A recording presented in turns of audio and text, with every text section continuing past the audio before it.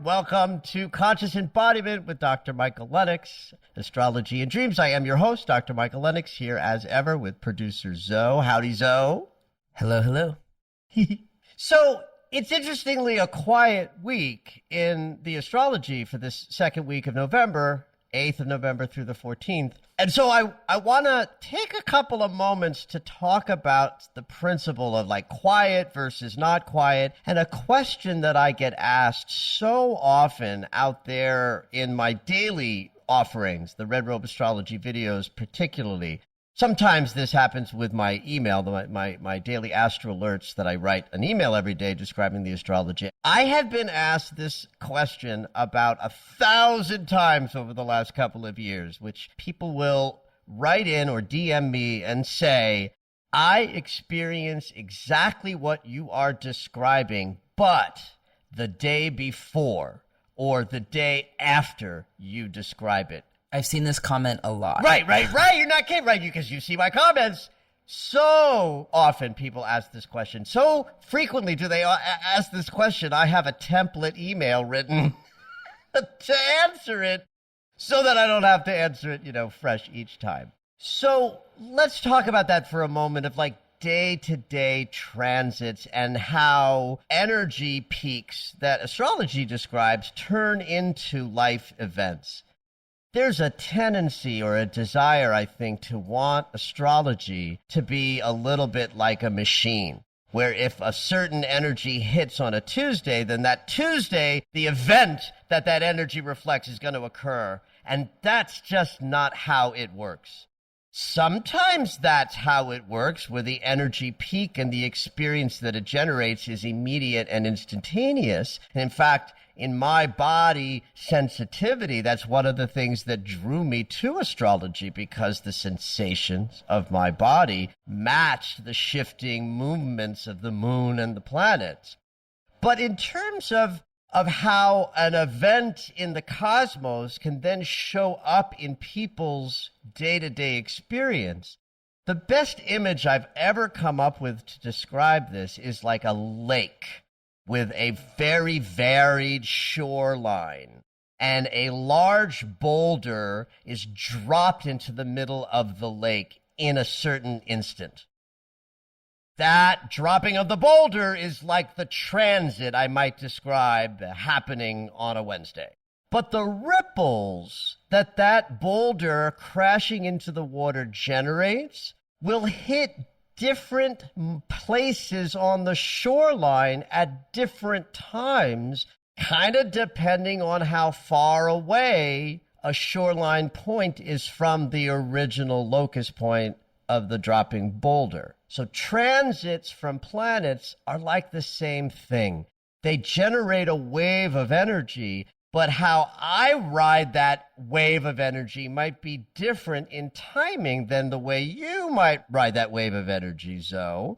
Whereas I'll feel it on a Wednesday, you feel it on a Thursday, but it's the same energy that's generating these life shifts and changes. But we receive them at different times, and then we behave at different times from it. You might have an impulse that hits you energetically one day, but you don't take action on that until the next day. You're still responding to the energetic transit that hit initially, even though your behavior from that transit might play out at another time. So in this way, stuff that happens in any given day might not hit you on that day, but trust me, we're all riding the same waves of energy, so the energetic descriptions will apply, just not, it's not a machine. It's not stamping out, here's the energy, there's the event, go have at it. It's much more fluid.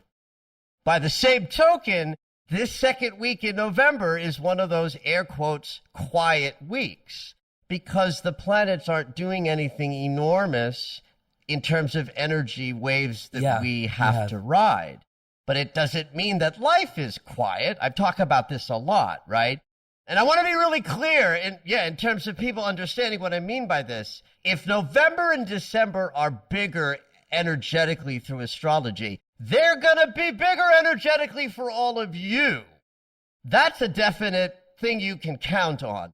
What I want to emphasize about quiet months is that the last several months were, air quotes, quiet astrologically, but that doesn't mean that life is quiet. When the planets are loud, life is definitely loud, right? So when the planets are quiet, as they are this week, it doesn't mean that no one's going to have a bumpy ride this week or an exploding joy this week. Life is happening all the time. But if I've prepared you all to think that November and December are going to be the heating up months of the year, and they are, this particular week, not so hot, not so enormous, not so bumpy. But if your life includes a bumpy or a joyful narrative, that's not going to stop things from happening this week. It's just, in a general sense, a little bit quieter than the preparation for intensity that I might have offered you as we entered November. So this is the quietest week of what is otherwise a fairly intense month. And then when we get into December, there are no quiet weeks at all.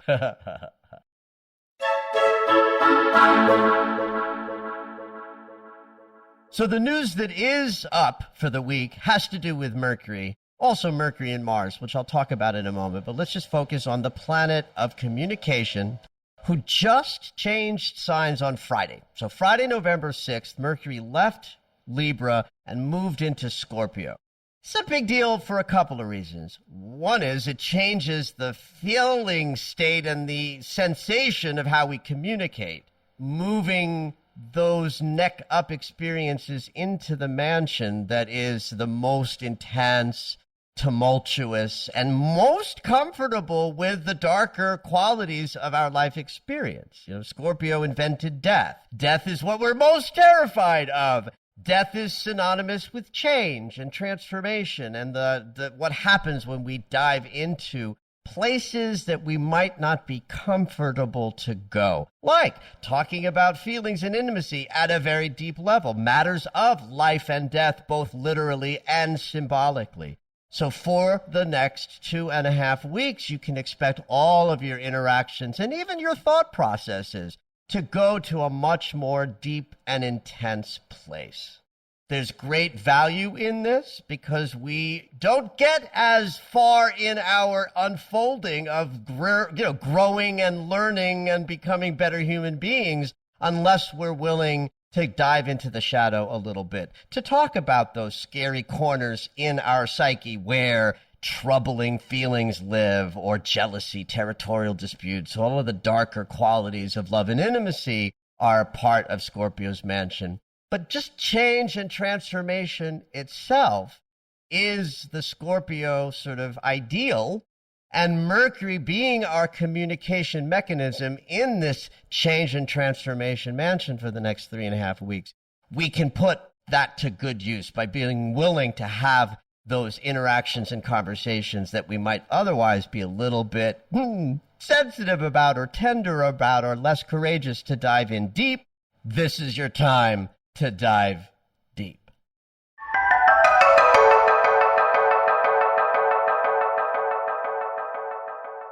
There's something really powerful about the fact that it's a little bit quieter this week astrologically because of something that Mercury and Mars are doing that is incredibly valuable to us in our journey, but that if we were very distracted with other big energies that we would have to grapple with, we might not be able to tap into what is present when the planet Mercury and the planet Mars line up by conjunction.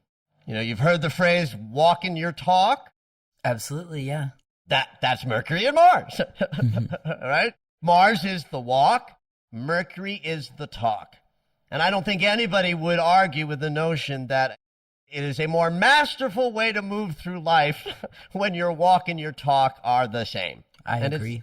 Right. It's a primary struggle, I think, for us as human beings. And so by the virtue of every couple of months, the planet of our talk, Mercury, and the planet of our walk, Mars, come together. That's like a little moment when the solar system consciousness is aligning walk and talk, and therefore so are we. So this takes place every handful of months. The last time this happened was in mid-August. Around the 16th of August was the day they peaked their conjunction. And I spoke a lot about it in all the various places that I did this past summer because Virgo is such a healing mansion. And so it was really important to point out that our walk and our talk were lining up and driven by the consciousness of Virgo, where we integrate and put things into their proper place and actually could knit together some shifts in how we walk and shifts in how we talk to, take advantage of that. And that happened in the middle of August. Take a look back at that time frame. If you see anything that matches this idea of you aligning walk and talk, you might be having another iteration of a similar themed experience this week.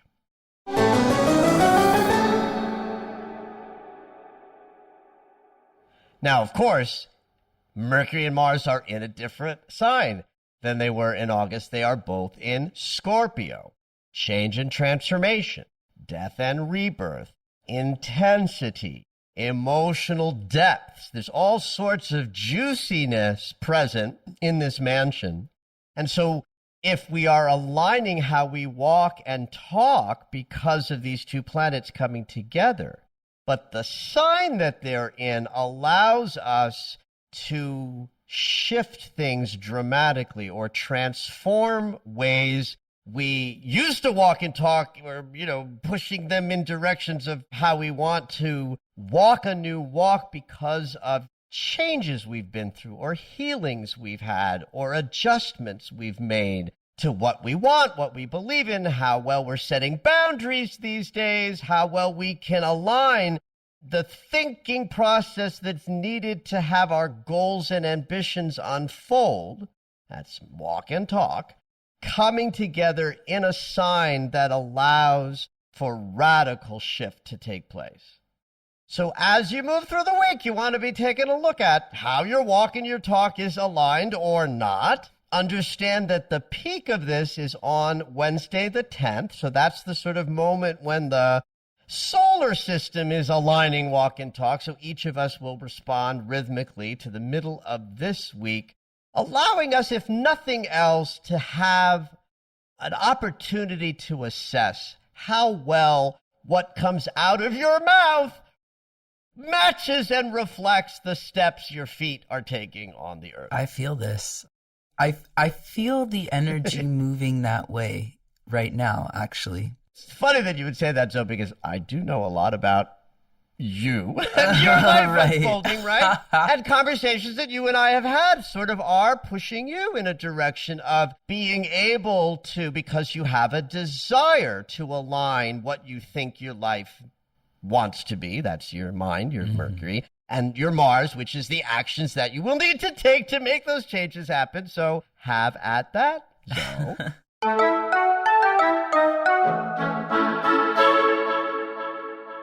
So there's a little bit more juice to this than just that idea of alignment, and that's what are Mercury and Mars doing with other planets as they come together this week. And it's kind of beautiful because on Wednesday, they're both going to square Saturn, and then Thursday, Friday, they're both going to create the Great Eliminator angle with Chiron.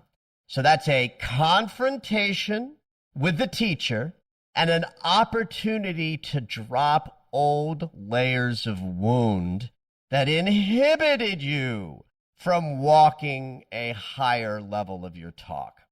Square with Saturn says there are going to be breakdowns, conflicts, obstacles, delays. You're going to bump into stuff this week as this alignment of walk and talk are coming together, because on the day that peaks is the same day of the square to Saturn, right? So the teacher is all over this week, sort of staring down at us all. So if you're in this consideration this week of things and changes you want to make, understand that the part of you that has your back from the perspective of knowing what the higher choices are, what the wiser decisions might be, is sitting right on your shoulder. Only the coaching you're getting is more like CrossFit Army coach. Whoa. Than like gentle, loving, They're like, do it! Exactly right. Do it or fall off the cliff or pummel or whatever. Yes, I love that. So yes, but it's not randomly just a brutal moment with confrontation with your higher sort of learnings because of the inconjunct with Chiron, that great eliminator angle that follows on Thursday and Friday, then does in fact allow us to make some new choices because we have new thoughts about them. We've bumped into what our higher teacher consciousness might have to say to us about it earlier in the week or middle week. And then as the week ends, we get to see the fork in the road of what's the path you can trod that will get you the things you desire, because your walk and your talk is not only more aligned, but you've dropped some wounds of deserving or inhibition that have kept you from having a more powerful sort of move towards your goals and ambitions. The image I get from that is it's more like a firm, gentle shove, like rather than like a slap in the face. Is that correct? It's what's funny about you asking that, so is that there's something else that's building on Friday that's participating in this because it's concomitant, it's happening at the same time, and that's a trine between Sun and Neptune. Sun is our conscious awareness, so it means that we are aware and more aware as the week progresses of Neptune, Great Spirit, connection to God, being driven by faith, feeling guided by your life. It's a beautiful consciousness moment when the Sun and Neptune are in a trine. It just means that we feel lifted up by the arms of spirit. Whatever language might work for y'all listening out there, because everybody has different ways they talk about their connection to the divine. That trine allows us to feel like all is well, we're guided by a higher power, and therefore anything that comes up will be felt more like it's for our benefit than not. So in fact, you're quite right, I think, so that it's a little bit more of a gentle sort of, nudging onto a new path, but not because of the Mercury-Mars transits, but because of the addition of the Sun and Neptune in a trine, giving us the conscious awareness backdrop of we're protected from calamity. That doesn't mean bad things can't happen. They can, but they're for us. They're for our benefit. And Sun and Neptune in a trine helps us know that in our bones. So yeah, slow week, busy week. I don't know. Everybody's going to have the week they're going to have, but watch how you are paying attention to your walk and talk and alignment. Have at it, everybody.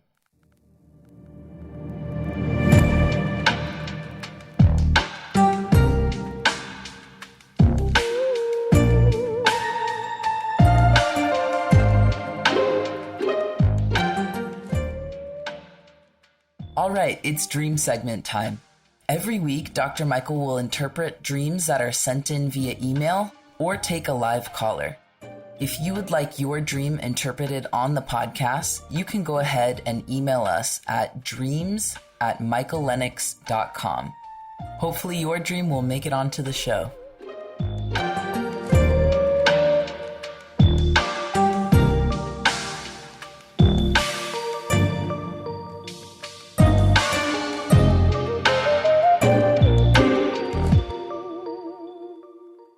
This week in dreams, we have a call-in dreamer, and we also have a little email dream as well.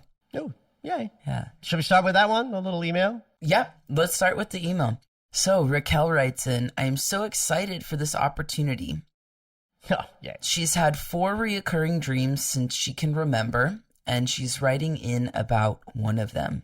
She says, in one of the dreams, myself and a few others are working hard under a tiki hut in apocalyptic conditions, trying to get Leonardo da Vinci's Flying Man model to work and off the ground and flying, but we can never get it going.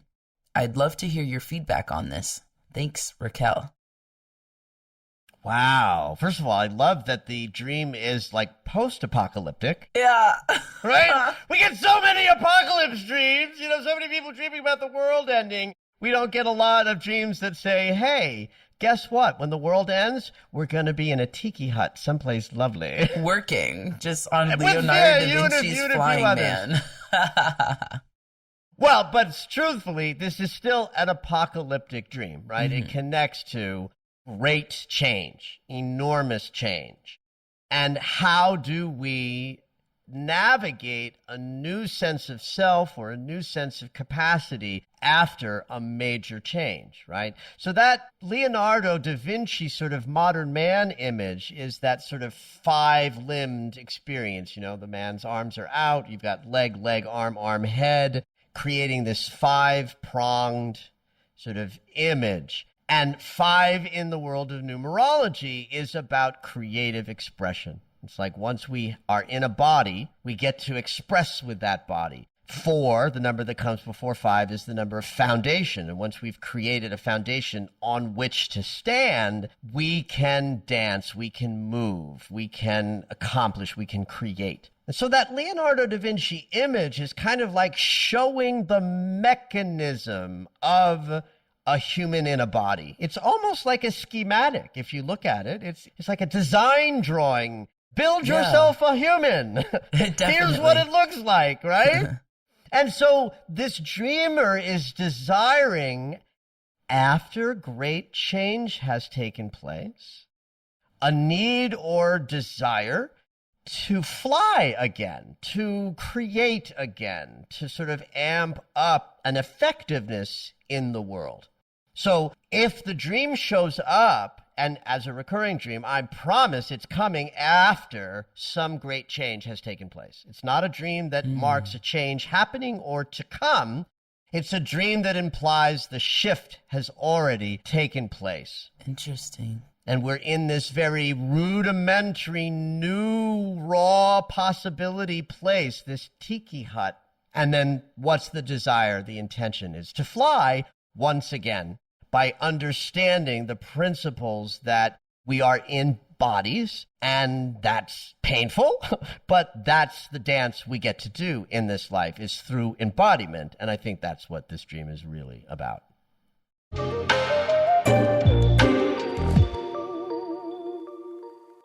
All right. Our caller today is a Johnny. Welcome to the show. What you dreaming?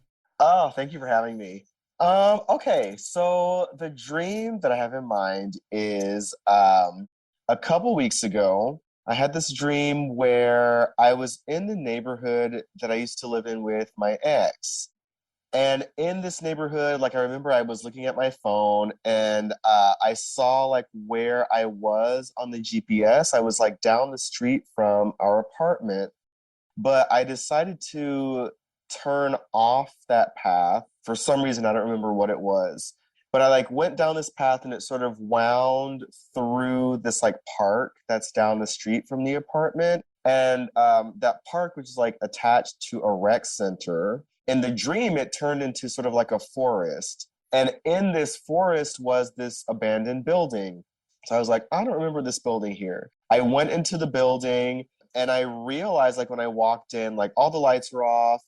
There was like clutter and like furniture and, you know, it looked like this place had been abandoned. And as I walked through it, I realized like it was a nightclub or a roller rink or something like that. And one of the last things I remember from the dream was like, oh, like, I think I can fix this place up and reopen it. And yeah, and that's kind of where the dream ended. I love this dream. How long have you been exes with this person? This is the 10th month. Yeah, it's going on 10 months. Oh, we're in fresh land. Oh, baby. Uh-huh. Well, I get asked all the time. It's one of the most frequently asked questions about dreams is people asking about why do we dream about our exes, you know? And of course, why we dream about exes. And I know you're not dreaming about your ex, but you're dreaming about the hood where you live with your ex. This is an ex dream, right? This is a dream about your ex or some distinctions about that we'll get to in a minute. But, you know, in the world of consciousness itself, not like an individualized narrative that, oh, you and Johnny, you have a different life than I, Michael, have, or that Zoe has, but in the idea of consciousness itself, our beloveds are like a fixed energetic reflection of who we are. And so we might break up with somebody in waking life, but they will potentially continue to return in our dream life, not as them. Yes. They're gone. But it's your dream. And so in consideration around who you are in relationship to relationship, a dream about an ex might be revealing some stuff about the process that you're in of separating from the ex. Okay? And since it's still relatively fresh, we are still in a more immediate consideration of that. That's why I asked how long ago it was. Because it was like, you know, ex from 5 years ago, I might hold it differently than that it's within the last year or so. So neighborhood that you shared with your ex then reflects how you navigated your life at that time, right? That the neighborhood of you and your ex would be like how you structured socializing with your ex, being with other, you know what I mean? That's like not the privacy stuff, or at least this dream to me isn't about the private experience of you and your ex, but how you and your ex met your life within the immediate sort of community of your life. Right. So you're visiting that neighborhood. And when you're in that proximity, the GPS piece, which might be thought of, you know, there's that cute joke. What do they call it, Zoe, in the spiritual communities? Your God there's a trope. You've never heard this. There's a GPS joke. Well, it's not a joke. It's a trope that says it's your God. Well, I know what you're talking about, but I you don't know what I'm talking about. I've never heard this. Well, I'm fucking this reference up completely, but there is a reference. Forget about the reference. Let's forget about the reference and say that GPS is a higher consciousness ability to know exactly where you are. Like it's like God coming in and saying, "Here's where you're at." So you're looking at the GPS to sort of identify, where am I?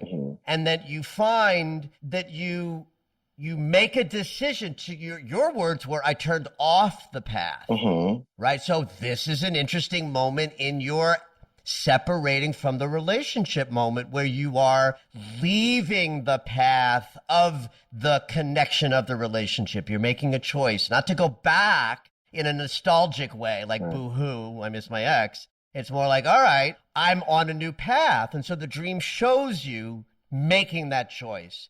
And what I love about where you wind up is that we know now we're in some kind of a consideration of what's going on deeper in your psyche. You're in the forest. The forest is a great symbol, not so much for the unconscious that's not knowable, but for the darker consciousness that we don't know unless we go exploring. Right. Unless you go into the woods, you can't know what's in the woods. And so the symbol of into the woods is I explore more deeply, more intimately what I might be thinking or feeling at this given moment. And what do we come across? I love this. The stuff you abandoned in order to maintain the integrity of the relationship. And in this case, there's also some element of joy, play. Certainly, roller rink nightclub is also about being single and able to be a little bit more playful in community than someone who's partnered.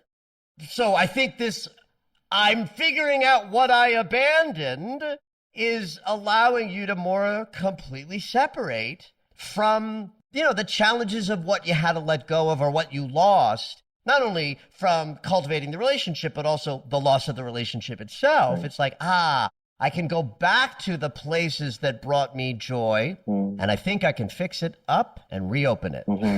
It's a little bit like I'm ready to meet the world again socially, nightclub, roller rink, because enough time has passed from the relationship, 10 months, you told us that, and the dream is reflecting a willingness to take a new path, to explore something unexplored.